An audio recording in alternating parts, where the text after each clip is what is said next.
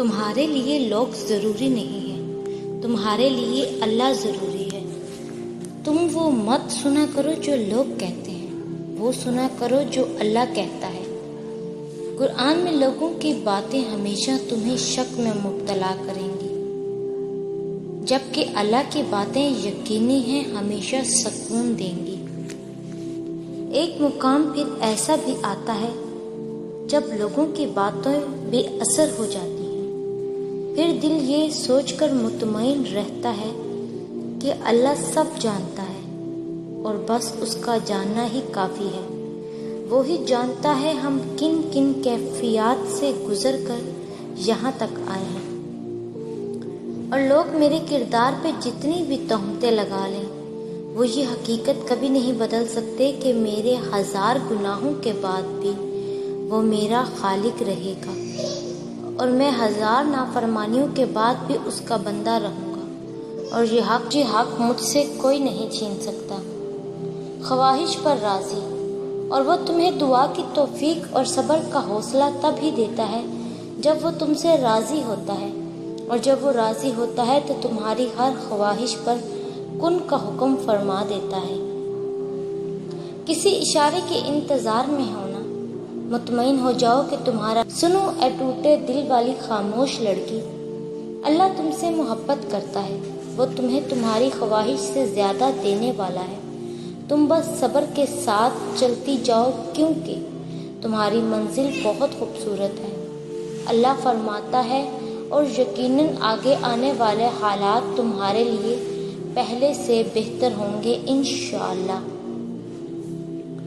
آزمائش تب شروع ہوتی ہے جب کوئی چیز جان سے زیادہ پیاری ہو جاتی ہے، جب اس چیز سے خود سے بھی زیادہ محبت ہو جاتی ہے۔ پھر اللہ اس محبت کا امتحان لیتا ہے کہ آخر اس چیز کے لیے کتنا صبر کر پاتے ہو، کس جنون کی حد تک پہنچ پاتے ہو، اور سب سے بڑھ کر یہ کہ کیا اللہ کے انتخاب پہ یہ خوش ہو پاتے ہو۔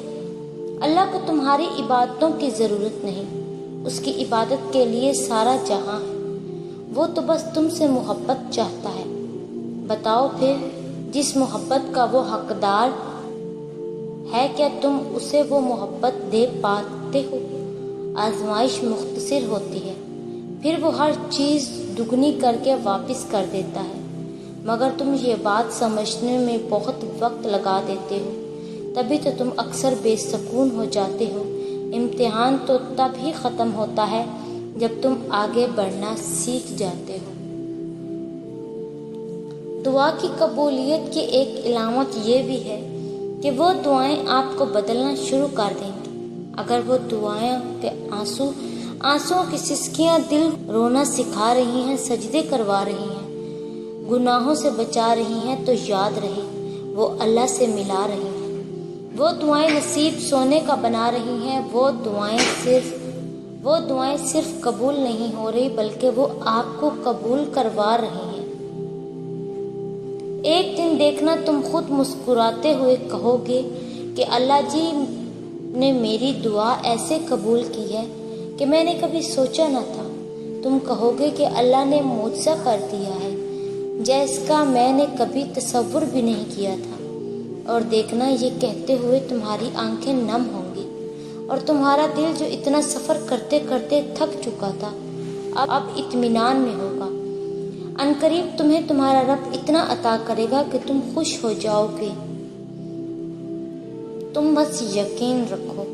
جانتے ہو تمہارے دل میں جو ایک اٹکی ہوئی ایک پکار ہے نا، اور لبوں پر یہ خاموشی ہے، یہی ادائیں تمہارے رب کو بہت پسند ہیں، اور یہی تمہارے لیے 7ویں آسمان سے کن لے کر آئیں گی۔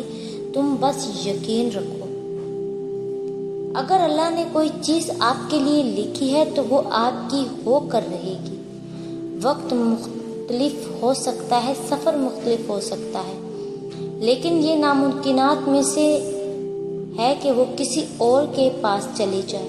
لہٰذا مطمئن رہیں، نہ کسی سے حسد کریں اور نہ نفرت کریں۔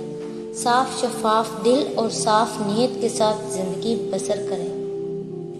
جو تاخیر رب کی طرف سے ہو وہ ہمیشہ خیر لاتی ہے۔